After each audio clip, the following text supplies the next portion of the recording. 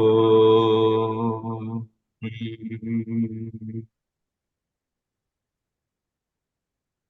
Purnamadaha Purnamidam Purnat Purnamudachyate Purnasya Purnamadaya Purnamevavashishyate. Om Shanti Shanti Shanti.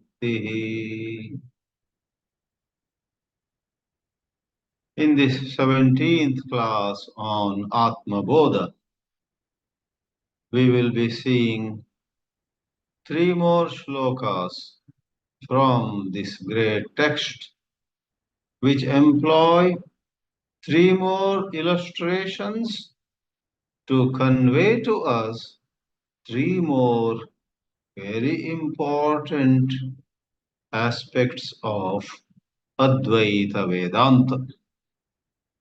To begin with, we pick up the 44th verse number 44. Atma tu satatam praptopi apraptavada vidyaya tannashe praptavad bhati swakanta bharanam yatha. The illustration given is a bit humorous. A lady who was going to a party with her husband and 2 children took a long time to dress up, and after being very satisfied that she looks wonderful now, she is about to step out of the house, and then she says, "Oh my, where is my necklace?" Swakanta abharanam, maybe a beautiful, precious, expensive, pearl necklace. She just looks at a mirror and finds, "Oh, I didn't wear my necklace." And she gets panicky. She says to everybody, "Search for my necklace. Without it, I can't go to the party." She herself also searches. 10 minutes pass. Everybody is looking everywhere. And then her son suddenly notices something. He says, "Ma, stop, stop. I will show you where the necklace is." And he brings a mirror in front of her face, carries it and keeps it in front of her face and says, "Just remove the upper part of your sari a little bit." And she is very puzzled. What is he saying? Even as she moves the piece of cloth, she finds the necklace was already on her neck. So, in one sense, we may say, "Ah, very good. Whatever it is, she found the necklace." From another angle of view, was it ever lost at all? Was it ever away from her at all? Was it not already with her? And it's only in a manner of saying that she found it. Believe me, believe the Shastras, the matter with self-realization is also like that. Shankaracharya in his Kathopanishad Bhashya says, "Aparam chet praptavyam, param chet natavyam." If something is inferior, meaning finite, it has to be obtained. You may not have it with you. You walk 100 miles, you move heaven and earth, you go from pillar to post. As many idioms come to our mind. You leave no stone unturned until what you did not have, you get. This is applicable to anything that is finite. Wealth, knowledge, degrees, some experience in the world you didn't have before, and you get it. Aparam chet praptavyam. Prapti means to actually get. Param chet, if you are talking of the infinite truth, it's not to be got, it's already with you. In fact, you are that. Then what is to be done? Natavyam. Nana means knowledge. You must know you are complete. Giving the illustration of a lady who thought she had lost her necklace, who actually had not lost it. The shloka 44 says, Atma tu satatam praptaha api. Though the Atma is ever with you, there was no time when you were not the Atma. There is no time when you are not the Atma. There will be no time when you will not be the Atma. In Gita Bhashya, Shankaracharya says, Nahi Atma Nam Kasyachid Aprasiddho Bhavati. Really speaking, no one can say, I don't know Atma. Everybody knows Atma too, because it's the intuitive grasp of I exist, I am aware. That is Satchit. But alas, something inexplicable happens. On top of as though this sense of I am, there are other thoughts. I am tall, but I am poor. I am good in this, but I am so bad in that. I can speak very good Hindi, but I am very poor in Bengali. So, good here, bad there, up here, down there, superior here, inferior there. Lot of noise is in the mind, and that is why the second quarter of the shloka goes aprapta vat, as though your completeness is far away, as though you haven't got it. Prapta got it, aprapta not got it. Aprapta vat means as though you didn't get it, and that erroneous perception itself is called avidya. Apraptavat avidyaya. The Sanskrit in this ātmabodha is pretty simple. Avidyaya atma apraptavat bhati. Vidyaya, when you have samyak darshana, when you see rightly, praptaha iti nayate. You know, you have already got it. Tannashe, the third quarter says. Tannashe here means tasyaha avidyayaha nashe. When that avidya is destroyed, the Vedanta Vakya, the statements of the Upanishads work on us and they remove this erroneous perception. They remove the misunderstanding. The only job of the true Upanishadic wisdom is to eliminate avidya. Calling this avidya adhyasa, Adi Shankara says in his adhyasa bhashya, asya anarthasya prahanaya. Prahana is removal. अस्यानर्थस्य प्रहाणाय सर्वाः उपनिषदः सर्वे वेदान्ताः प्रवर्तन्ते. All Vedanta is meant to eliminate one fundamental error in seeing. Now you may wonder, so is it in seeing that we err, that we make a mistake? Of course, it is in seeing that a blunder is committed, but not seeing with these eyes. seeing blue for white or black for green, etc.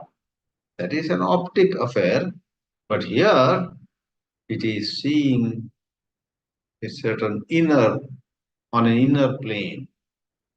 If you see yourself as fine, all along you thought you were not okay.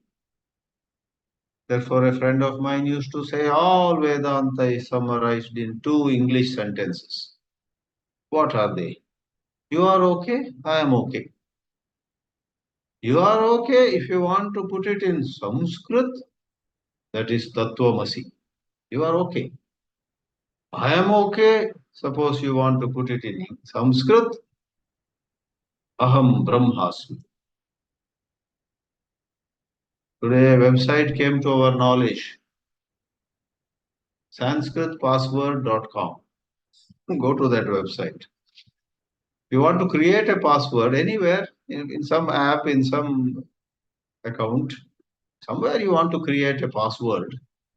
You don't want to use, let us say, English words. You don't want to use a word like night, N-I-G-H-T. Then you say, everybody knows the word night, they may guess it somehow. I want to use a Sanskrit word. So all that website does is, you go to that website, sanskritpassword.com, and there key in night, day and night, night. Then click, put it in Sanskrit. It says Naktam. Naktam or Ratri means night.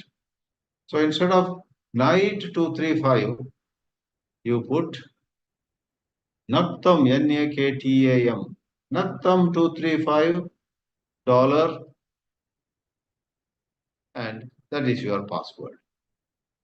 So two sentences. You are okay, I am okay. In Sanskrit, maybe in that we can do this on that website also. Put I am okay. Who knows? If it's a Vedantically informed, it will say Aham Brahmasmi. Otherwise, Aham Swastha Asmi, Aham Kushalaha Asmi, Aham Arogyena Asmi, something like that. So, I am okay, you are okay. But the problem is neither you know you are okay, nor do I know I am okay. What a pity. Tannashe. This ignorance, this wrong seeing is to be destroyed. Tat nashe, tasya nashe, or avidya being feminine, tasyaha nashe, praptavad bhati, as though it now came to you. It never came, it has been with you. But praptavat, as though obtained. The right expression is sthita. Atma sada अस्माकं स्वरूपेण एव स्थितः अधुना अपि तिष्ठति भविष्यति अपि स्थास्यति. Atma will be our true nature. Atma was our true nature. Atma is our true nature. Why do you talk about I got it? You can say you got it only if you earlier did not have it. So there is some humor in this. Swakanta bharanam yatha. Don't laugh at that lady who had the necklace on her neck but did not know. Every one of us is like that lady. Necklace is not so much worth. It is not worth much. Atma, knowing which we are absolutely free of sorrow. We are absolutely carefree. About the Atma, we are behaving like that lady. Though we are the Atma, we have our tale of tears. We have our sobbing story. This happened, this happened. I have been misunderstood. They have accused me of theft. Somebody said I am not good for anything. something or the other. Or many a time, nobody says we are not okay, but our own mind says, all of them are praising me, but I know how bad I am, how unworthy I am. I don't think I should live anymore. Oh, we cry. All that is out of spiritual ignorance. So, is it about seeing rightly? So, you mean all that is required is seeing rightly? Yes, of course. Now comes the 45th verse, which gives yet another illustration. Sthanau Purushavad Bhrantya Krita Brahmani Jivata Jivasya Tattvike Rupe Tasmin Drishte Nivartate. Simple illustration. Sthanu means a stump of a tree which was 20 feet tall, alas, was cut by some corporation workers or some unscrupulous intruders. At night, they cut the tree, they took away rest of it, a stump about 5, 6 feet tall, the stump of a tree has remained. And next evening, when it is pretty dark, very little light is around, you are walking by, and at a distance, you see there is somebody standing. You didn't expect anyone to be on that path.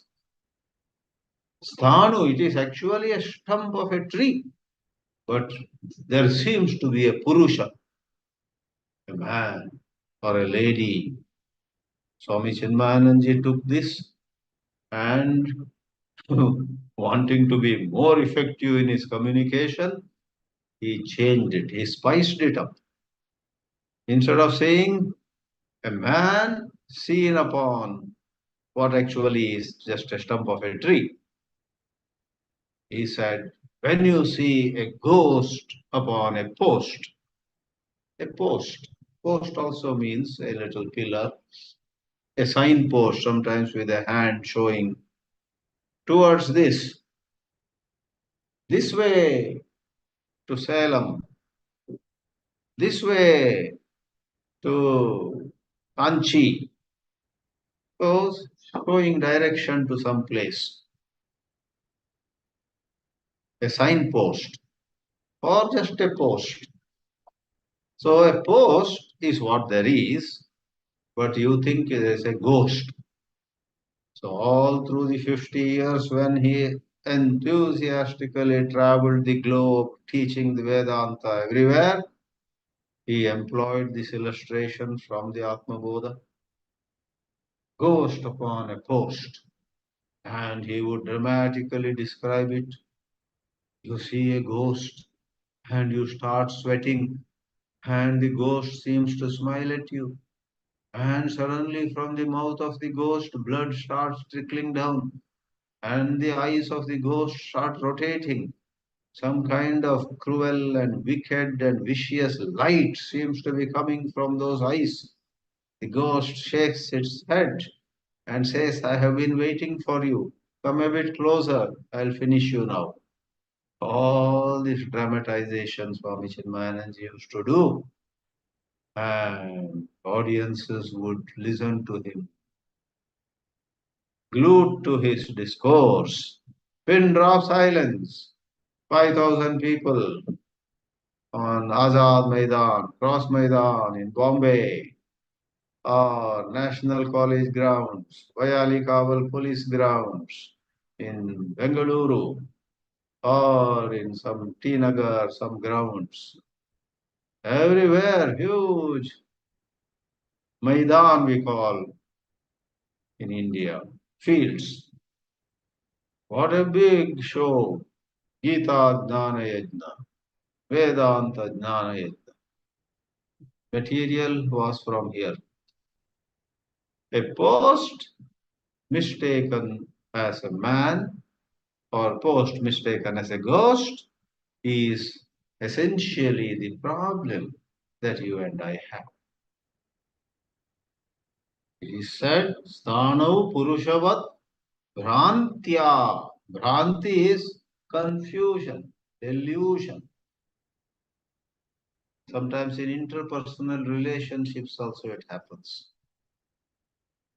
A meets B, and A mistakes B to be a superior officer.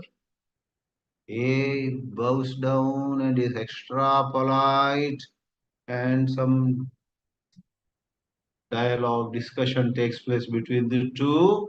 And halfway through the conversation, A realizes that B is very well dressed, coated, booted, suited, and looks impressive, but actually is neither qualified nor does he have a right status in whatever way, going by whatever parameters. B actually is so much junior, so much less informed, so less experienced, so less talented. But A had begun with a notion he's so well dressed and comes to me with chest up, must be a very senior officer. So halfway when the realization takes place, A suddenly or slowly changes his tone. A talks to B in a very different way. In interpersonal relationships, how you see the other person is crucial. Who are they? Some authors had created a wonderful model. Many of you would know that. I guess it comes in what is called as TA, transactional analysis. And the model consisted of three uh, personalities. PAC, P for parent, C for child, in between A for adult. I may be 70-year-old, you may be only 50-year-old. But somehow, for whatever reason, when you come towards me, I somehow feel you are a fatherly figure. Though you are 50 years old, even if you look young, but something about you, maybe your knowledge, maybe your experience, maybe your the way you conduct yourself, as per my conditionings, I feel like you are like my father.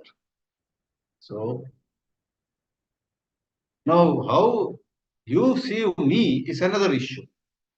If you see me as child, PAC, parent, adult, child, then well, we both are making probably a mistake. I look at you as father, parent, you look at me as a child or like a son or son-in-law, and then a certain relation takes place, certain transaction takes place. Sometimes it's other way around. There's somebody older to you, but somehow maybe you are so egoistic, maybe you look down at people. Though he is 15 years older to you, you look at him and say, Bete, come here. My son, come sit down here. That person may get embarrassed. We don't know. You may see another person. Parent stands for many forms of being superior. Child stands for many forms of being inferior, junior, or lesser, etc. An adult, if I remember right, is when two people see each other as equal, or you see the other person as equal to you. He may not see you as equal to him. He may feel very uncomfortable when you talk to him as though you are equal to him. Everywhere it happens. In institutions, in companies, in international matters, even in ashrams. Two swamis meet and how they look at each other. Maybe seniority in terms of who got sannyas first. Who is in orange robes, who is in yellow robes, who is in white robes, who is in blue robes, who is in grey robes, color of the cloth, whether somebody is holding a staff, somebody has vertical sign on the head or horizontal, somebody holds a danda, they are called Dandi Swami. Lots of things. On that basis, I need not go further and further. There is a certain perception of the other person, and partly it is the perception, partly many of us have certain habits. For example, some people are so talkative. If with anybody they meet, they open up and go on talking. A third party may wonder, why is this man talking so much, not letting the other person speak also. And there are some people whose habit it is not to open their mouth at all. Even when the other party asks an explicit question, did you come this morning? All this other side has to say is, yes, I came this morning. But not opening the mouth. So partly it's the habits that you and I have which make us behave in the way we behave. But very crucial is perception. I can go on and on with this. Let me not do that. It is more psychology and all the transactional analysis and so on. But the point here is you see yourself as this body which is questionable. Maharshi Ramana would say, who are you? Find out who you are. Ask yourself, who am I? What do you mean? I'm son of my father. I'm 44-year-old. Already my hair is turning grey though. I'm married with 3 children. Something. What is there to know who I am? I know all this about myself. Maharshi smiles. All that is not a deeper truth. That is superficially you are playing a certain role. You are not married when you are born. You are married when you are 30. Now at 44, you have 3 children. So all that you say, I am married, I am 44, I am. Other day somebody met me and said, showing a young lady. He says, this lady, her name was Chandrika. This Chandrika is always young, Swamiji. How is it? I said, what makes you so? It's a very funny statement he made. I met her 20 years ago. She was 6 years younger to me. And now also she is 6 years younger to me. She always remains younger to me. So, what mathematics it is. She has grown old. When he was 27, she was 21. And now 20 years have passed. He is 47, she is 41. But his wonder is, how come she doesn't grow older than me? You are responsible. You also have grown older. To such people, we should not explain anything. They are half asleep or they are so deluded, talking in what is somnambulists. Somnambulists get up from the bed and start walking around.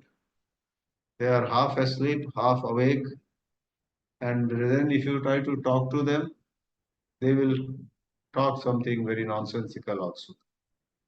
Anyway, perception. And leave aside everything else. Anyavacho vimunchatha. Question your self-perception.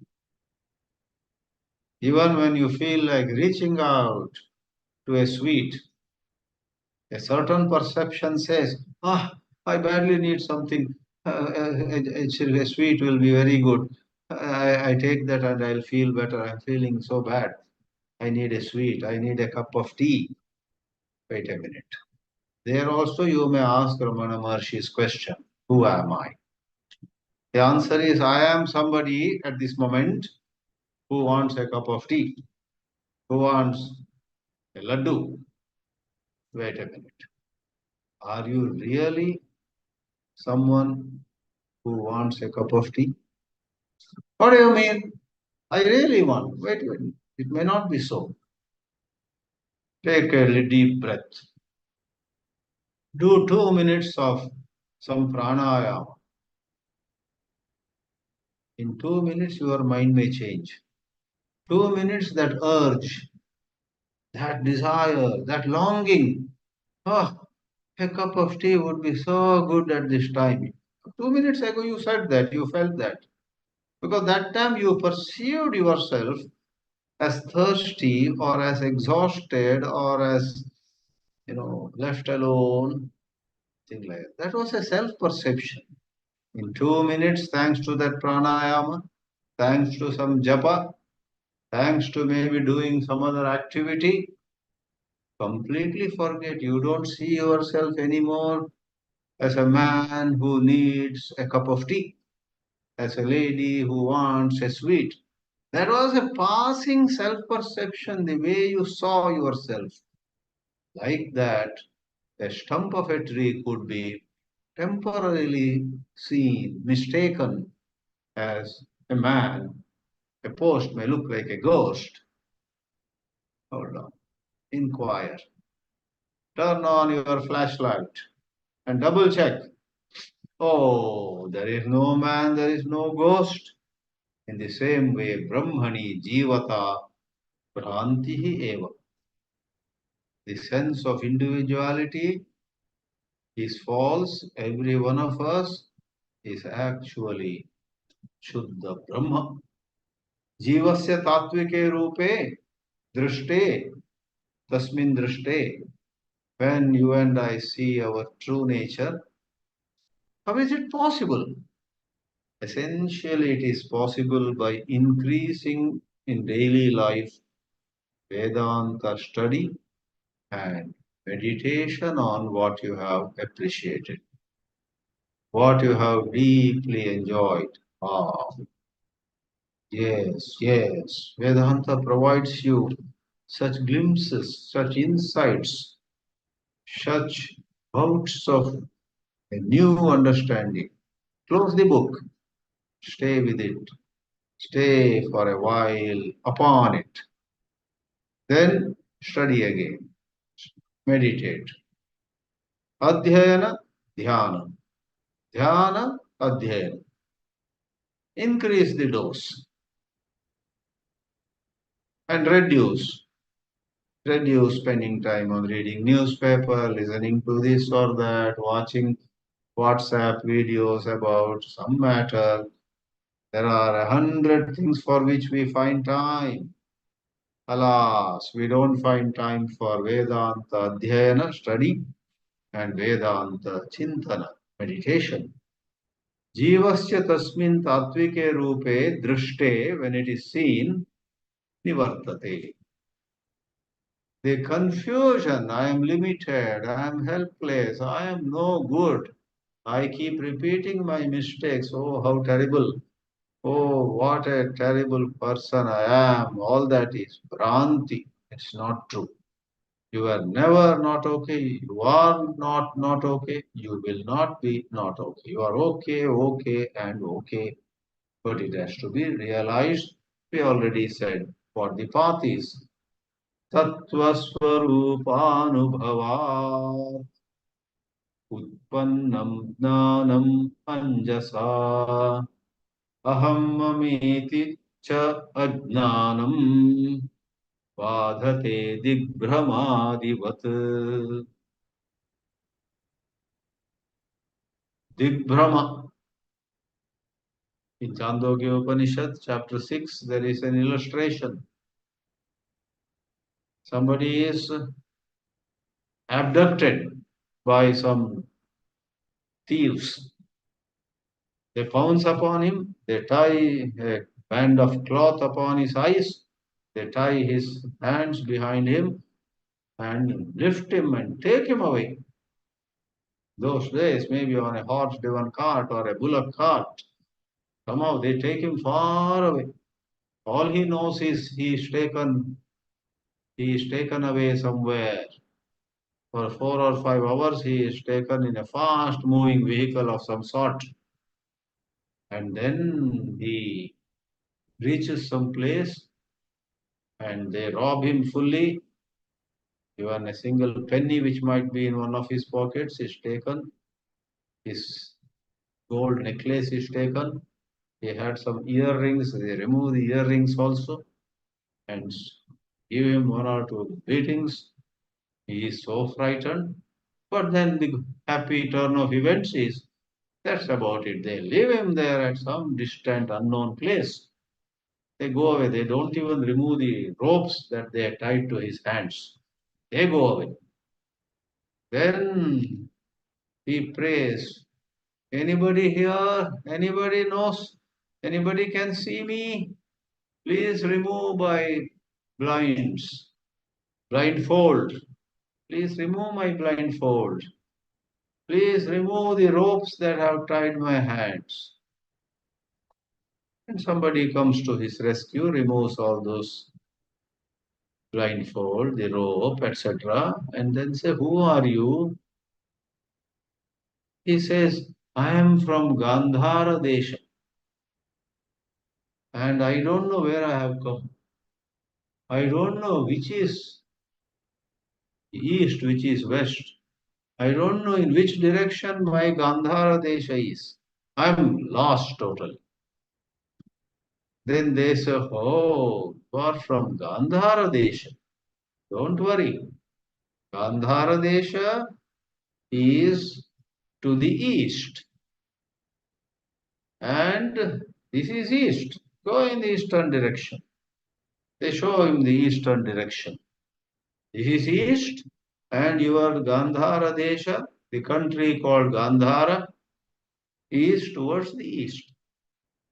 Gandhara of those good old days is today called Kandahar, which is a big town in Afghanistan.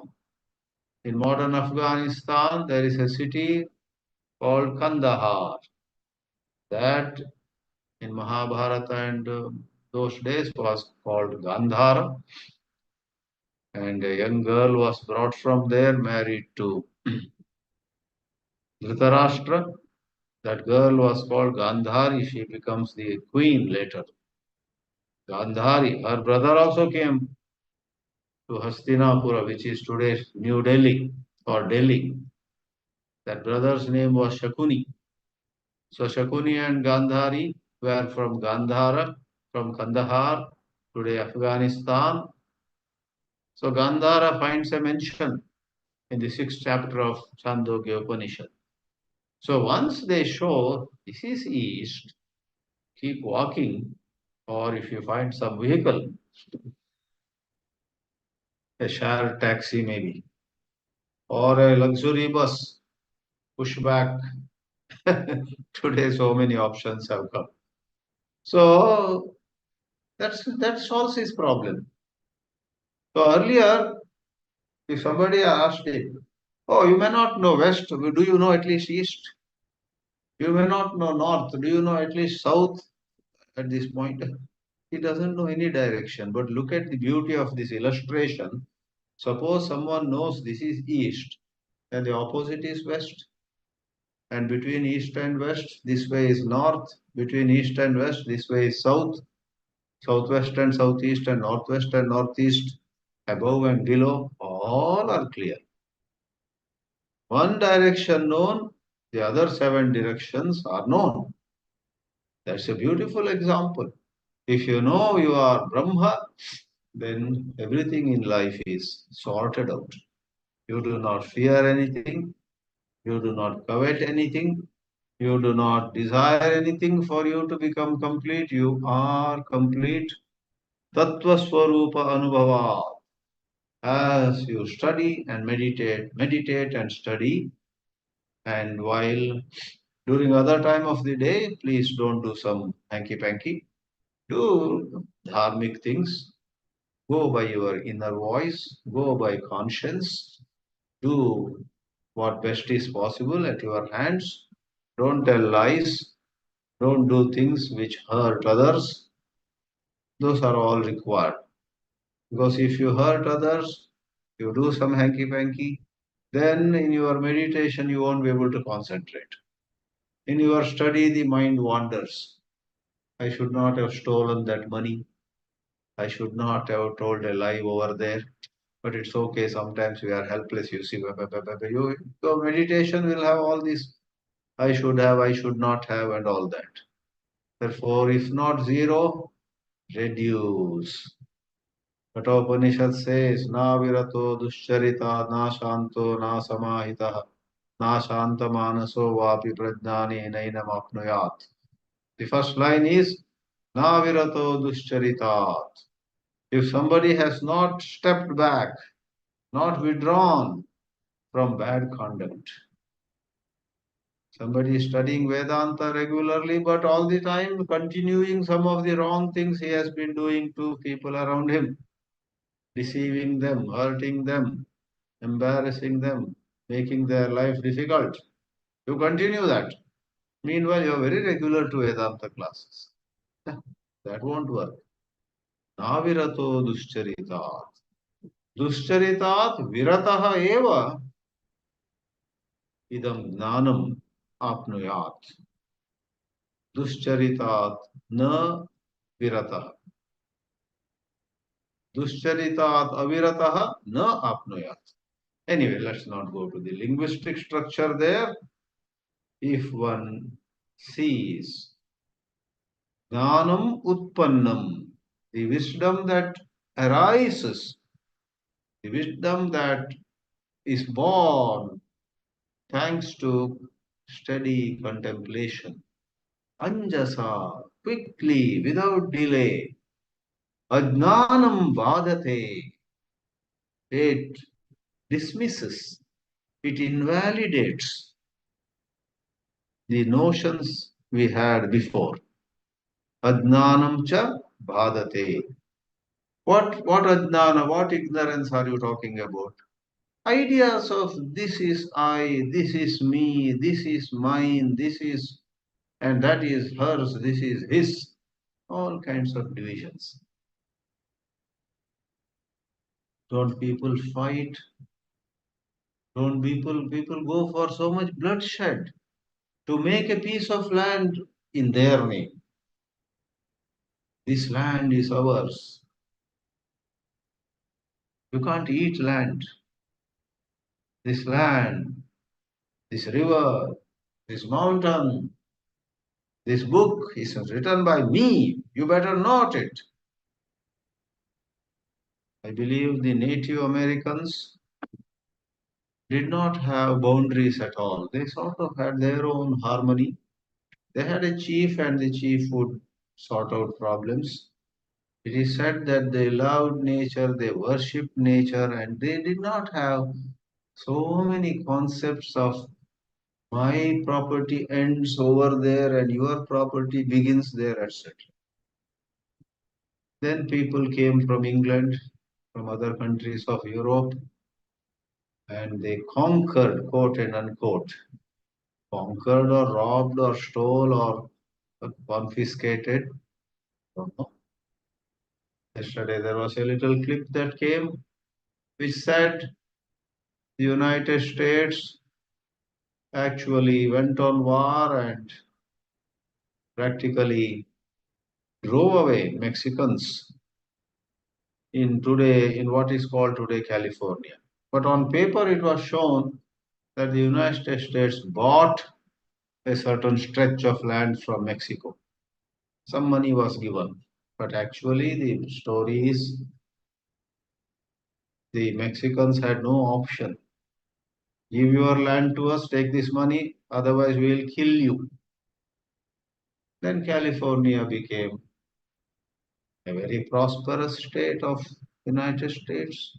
So somebody asked a question, when will Mexico get California back?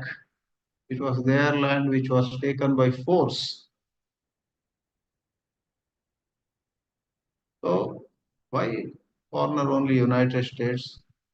In Asia, in Africa, everywhere this has happened. Some land is grabbed by force, by killing, by looting, by slaughter of violence. All this happens. So aham mama. In the process, there is so much sorrow, both to the conquered and to the so-called conquerors. Both make their life so miserable. It is Brahmajnana which removes these narrow considerations of mine and yours. And whatever the disputes can then be resolved in an amicable manner, not in some Rakshasi manner, some demonic manner, where you take lives of people because their beliefs are different, because their language is different, because the color of their skin is different. You say, oh, let's kill them. You have the right to kill. What scripture is it that gives you the right to take the life of another person? Fundamental questions arise. Anyway, aham mama iti cha ajnanam badate dibrhamadivat. That is the illustration. When somebody has lost sense of direction, he can't even put one step towards any place because he doesn't know whether it's the right way or the wrong way. First, he has to be clear. Where is my country called Gandhar? Oh, it's to the east. And tell me where is east here? This way. Okay. Then he sets forth by walk or by some vehicle, whatever. Digbhrama, confusion about directions, makes you remain lost. Once you have clarity about directions, you can start walking. Namah Paramarashibhyo, Namah Paramarashibhyaha.